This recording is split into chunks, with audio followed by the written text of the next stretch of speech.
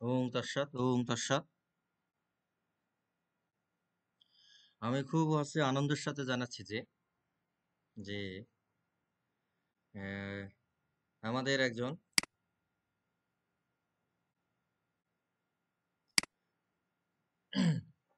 উনি বলেছেন যে ওনার ফেসবুক প্রোফাইলে শেয়ার করেছেন যে গীতার বিশ্বরূপ দর্শন একটি ভয়ঙ্কর প্রতারণা। আসলে এটি একটি ভয়ঙ্কর প্রতারণা, কারণ মানে ভয়ঙ্কর একটি প্রতারণা করা হয়েছে এই জায়গায়। সেই বিষয়টা নিয়ে আমি আপনাদের সাথে আলোচনা করব। উনি মানে একটা সুন্দর একটা পদ্ধতি বা কৌশল অবলম্বন করেছেন, যা খুবই অবশ্যনীয়। এরকম পদ্ধতি এবং কৌশল অবলম্বন করা উচিত, যাতে অন্য মানুষরাও গীতা পড়ে এবং গীতা বোঝে, এবং মানুষকে গীতার দিকে আকর্ষণ করার জন্য এইরকম পোস্টও মাঝে মাঝে করা উচিত। তাহলে কি হবে, যে এই পোস্টটি পড়বে না, তারও দৃষ্টি পড়বে যে কি লেখা আছে, কি কারণে এরকম প্রতারণা করা হয়েছে। তার এনার কৌশলটা আমার খুবই ভালো লেগেছে। এই জন্য উজ্জ্বল চন্দ্র রায়কে অসংখ্য ধন্যবাদ, যে উনি সুন্দর একটি বিষয় তুলে ধরেছেন, এবং গীতা যে উনি স্টাডি করেন এবং পড়াশোনা করেন, সেই বিষয়টি এখানে ফুটে উঠেছে। এবং আরেকটা বিষয় হয়েছে যে সবাই নিজের মত অনুযায়ী যে চলে না, নিজে নিজে যে স্টাডি করে না, মানে কারো দ্বারা প্রভাবিত হয়ে যে পড়াশোনা করে বা ওই বিষয়গুলোই শুধু যে অধ্যয়ন করে, সেটাও এখানে ফুটে উঠেছে। তাহলে আমরা মূল আলোচনায় আসি। এখানে বলা হয়েছে যে যে গীতার বিশ্বরূপ দর্শন একটি ভয়ঙ্কর প্রতারণা। যে ভূমিকায় এখানে বলা হয়েছে যে ভূমিকা বিশ্বরূপ দেখবার আগে শ্রীকৃষ্ণ অর্জুনকে বললেন, হে হে অর্জুন, তুমি চর্ম ও চক্ষু দ্বারা আমার বিশ্বরূপ দেখতে সমর্থ হবে না, এই জন্য তোমাকে দিব্য চক্ষু দান করছি। গীতার 11 নম্বর মন্ত্রে 11 নম্বর শ্লোকে বলা রয়েছে। হুম। মন্ত্রটা শ্লোকটি দৃষ্টিমাম সদানন কৃষ্ণ যজস্বরু সবস্থিতা ন মাম সিদ্ধান্তি মগাত্রের মুখস্থ পরিশিষ্যতি। হুম। এটা প্রথম অধ্যায়ের প্রথম 28 নম্বর শ্লোক, এবং 11 নম্বর শ্লোকটি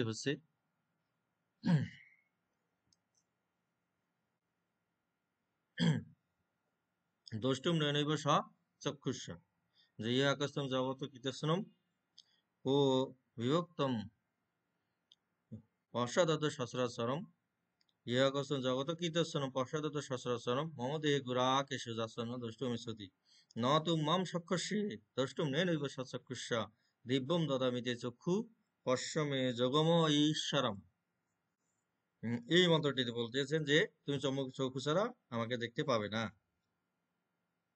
এবং আর একটি মিথ্যাচার, শ্রীকৃষ্ণ মিথ্যাচার প্রকৃত শ্লোক অনুযায়ী এখানে বলা হয়েছে যে মায়া প্রসন্নব তব অর্জুনম ইদম রূপম পরম দস্যম আত্মজগাত তেজময় বিশ্বম অনন্ত আদ্যম ইয়াত্মে তদ অনন্য দৃষ্ট পূর্বম।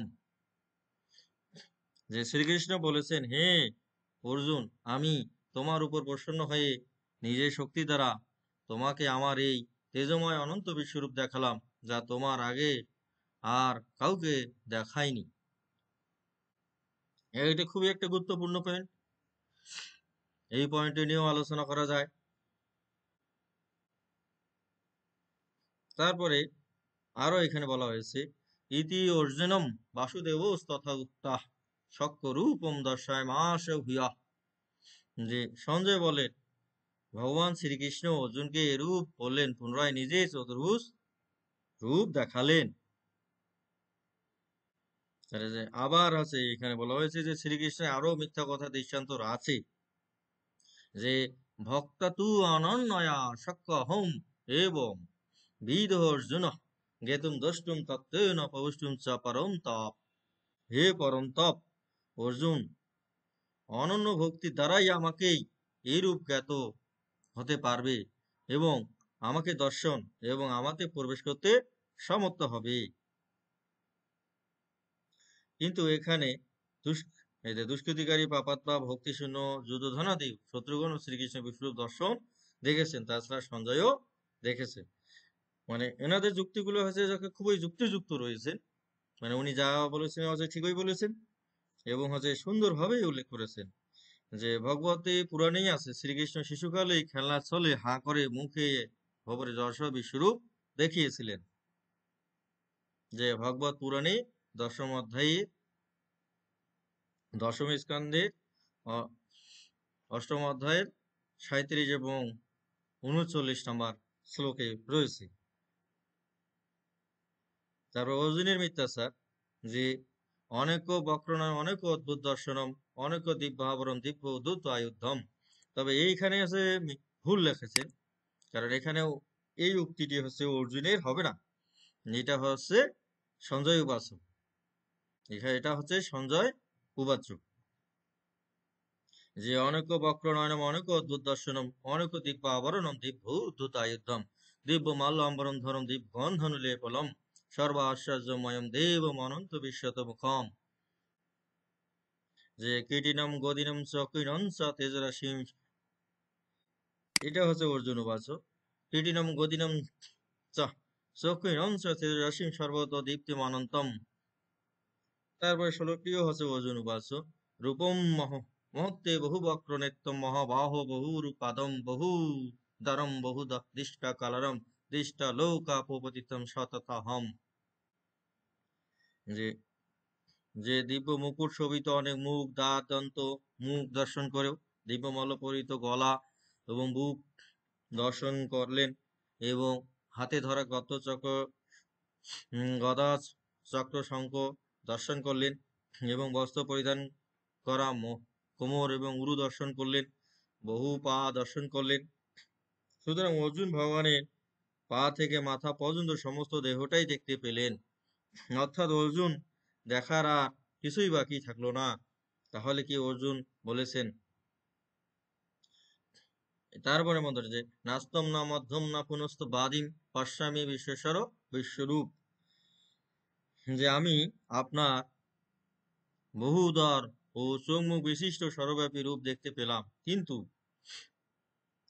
আপনার আদি মধ্য অন্ত কিছুই দেখতে পেলাম না।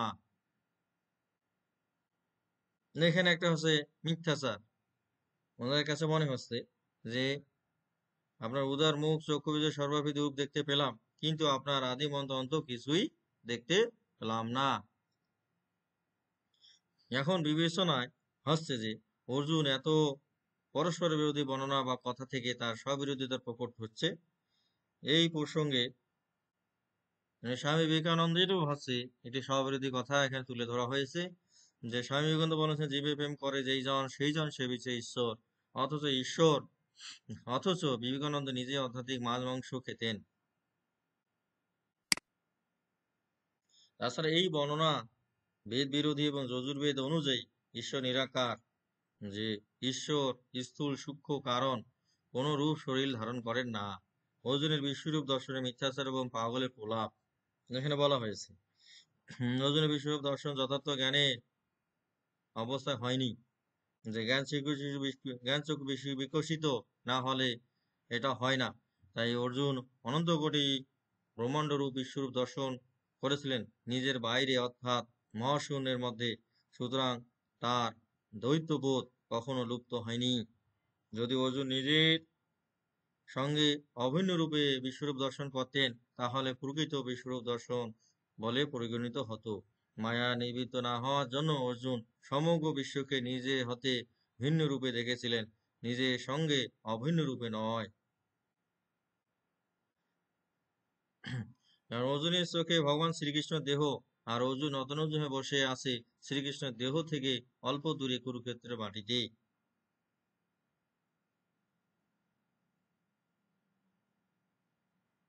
এখানে আরো অনেক কিছু বলা হয়েছে। এখানে বলা হয়েছে উত্তর আদিত্য বর্ষবিয়ে সত বিষ্ণু অশ্বিনী মরুত সৌষ্মা পাদস্য, নিজের ব্যাখ্যাগুলো দিয়েছেন।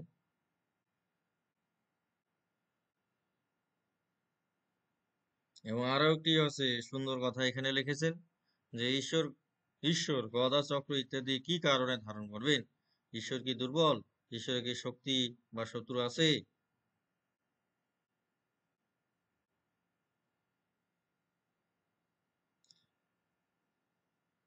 হুম,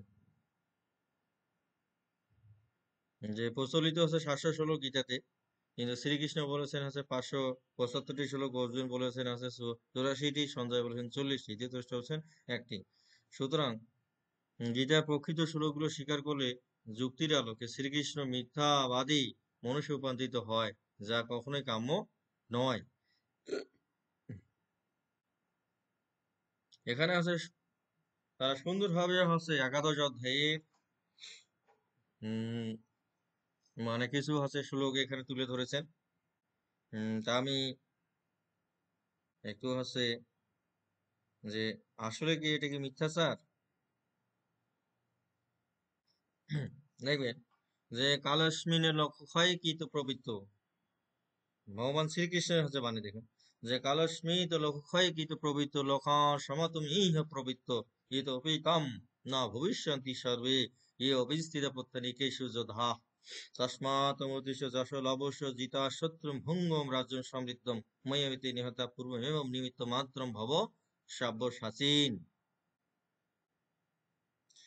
শ্রী ভগবান কহিলেন যে আমি লোকক্ষয়কারী অতি ভীষণ কাল, সেইক্ষণে এই লোকদিগে সংহার করিতে প্রবৃত্ত হয়েছি। তুমি যুদ্ধ না করিলেও প্রতিপক্ষ সৈন্য দলের যে সকল যোদ্ধা অবস্থান করিতেছে তাহারা কেহই থাকিবে না। অতএব তুমি যুদ্ধাতৃত হও, শত্রু জয় করিয়া যশ লাভ করো, নিষ্কণ্টক রাজ্যভোগ করো। হে অর্জুন, আমি ইহাদিগের পূর্বে নিহত করিয়াছি, তুমি এখন নিমিত্ত মাত্র হও।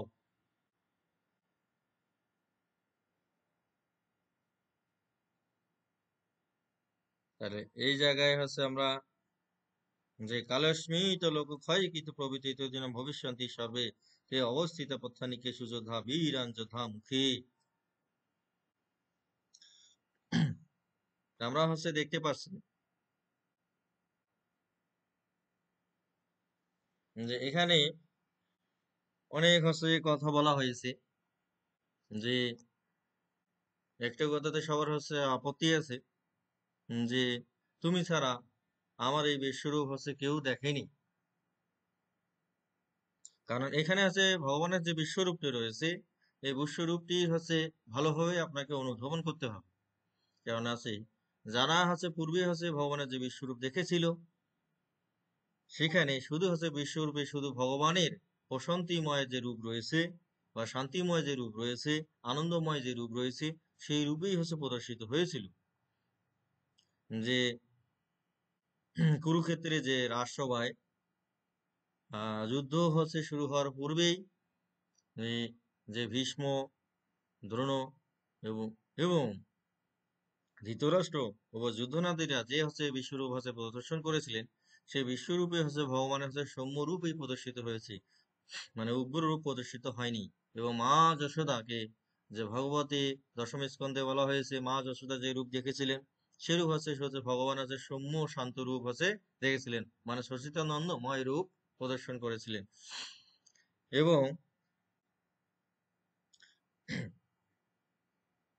আর অর্জুন হচ্ছে যে রূপ হচ্ছে দেখেছেন, সেই রূপে ভগবানের হচ্ছে যে সৌম্য রূপ এবং উগ্র রূপ, এই দুইটি রূপই হচ্ছে অর্জুন হচ্ছে প্রত্যক্ষ করেছিলেন। এই দুইটি রূপই হচ্ছে প্রত্যক্ষ করার কারণেই অর্জুন হচ্ছে ভীত ও সন্তুষ্ট হয়েছেন, মানে তার মধ্যে যে শান্তি ভাবনা আসে, তার মধ্যে ভয়াত্ম ভাব চলে এসেছে। কারণ পূর্বে যারা হচ্ছে দেখেছেন, তারা হচ্ছে ভগবানের হচ্ছে চতুর্ভুজ দর্শন করেছিলেন, যে অদৃষ্ট ব্রহ্মিষ্যতে অস্মি দৃষ্টা ভয় নিশা প্রপদিতাম মনমে তদমে দর্শায় দেব রূপম কৌশিত দেবে জগৎ নিবাস কীটিনাম গদিনাম চক্রহস্তম ইচ্ছামিতাম দ্রষ্টুমহম তথৈব তেনব রূপন চতুর্ভুজন সহস্রভাব ভব বিশ্বমূর্তি। বলছে হে দেব, পূর্বোক্ত রূপে আমি অপরাধী, হেতু দণ্ডবত প্রণাম পূর্বক তোমার প্রসাদ প্রার্থনা করতেছি। সকলের বন্ধনে ঈশ্বর তুমি পিতা যেমন পুত্রের, সখা যেমন সখার, পিয়া যেমন পিয়ার অপরাধ ক্ষমা করেন, তুমিও তদ্রূপ আমার অপরাধ ক্ষমা করো। হে দেব, পূর্বে যাহা কখনো দেখি নাই, সেই রূপ দেখিয়া আমার হর্ষ হইতেছে বটে, কিন্তু ভয়ে, এই যে ভয়ে মন ব্যাকুল হইয়া উঠিয়াছে। অতএব তোমার সেই চিরপরিচিত পূর্ব রূপটি আমাকে দেখাও। হে দেবেশ, হে জগন্নিবাস, আমার প্রতি প্রসন্ন হও। তাহলে যে হর্ষ হইতে মানে সে আনন্দিত হয়েছে, কিন্তু তার স্বজন আদি এবং গুরুজন আদি বিয়োগ হওয়ার কারণেই সে হচ্ছে ভয়ে ব্যাকুল হয়েছিল, মন আসন্ন হয়েছিল।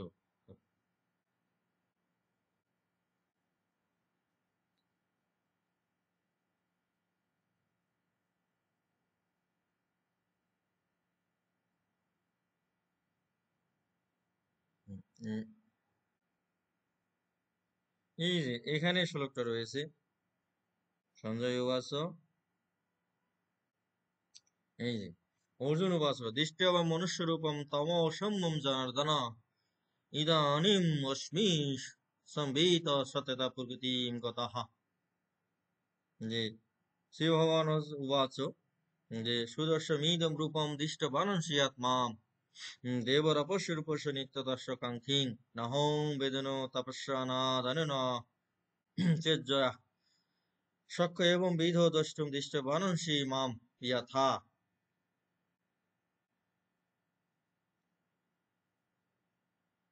হে জনার্দন, তোমার সেই সৌম্য মনুষ্য রূপ দর্শন করিয়া আমি এখন প্রসন্ন চিত্ত প্রকৃতস্থ হইলাম।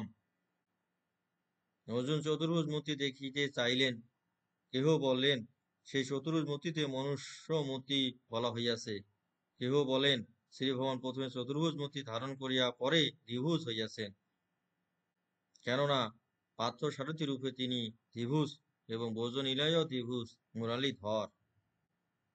তুমি আমার যে রূপ দেখিলে, ইহা দর্শন লাভ একান্ত কঠিন, দেবগণ সর্বদা এই রূপের দর্শন কাঙ্ক্ষী। আমাকে যে রূপে দেখিলে, এই রূপ বেদাধ্যয়ন তপস্যা দান যজ্ঞ কোনো কিছুর দ্বারাই দর্শন করা যায় না।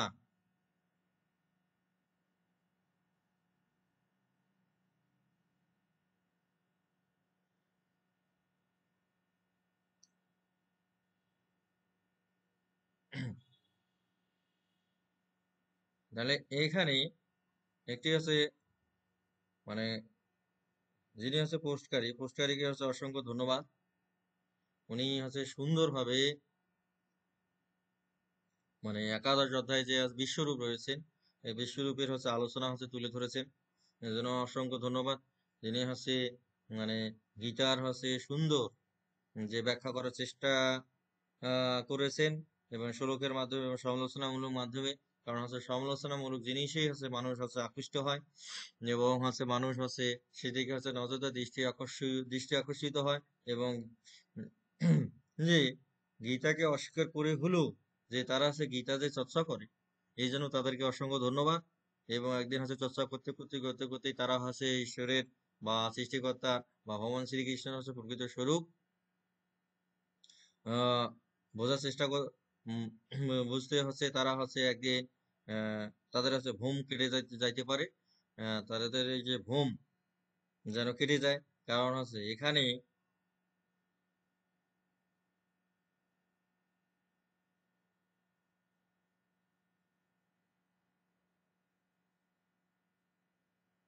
হুম, এখানেই সেই হচ্ছে যে মানে কাজটি তারা খুব সুন্দরভাবে করেছেন, সেজন্য তাদের হচ্ছে অসংখ্য ধন্যবাদ। আহ কারণ গীতার হচ্ছে কোনো হচ্ছে শ্লোকই সব- কোনো মিথ্যাচার করা হয়নি, কারণ মিথ্যাচার এখানে নেই, কারণ গীতার হচ্ছে প্রত্যেকটি শ্লোকই হচ্ছে সত্য,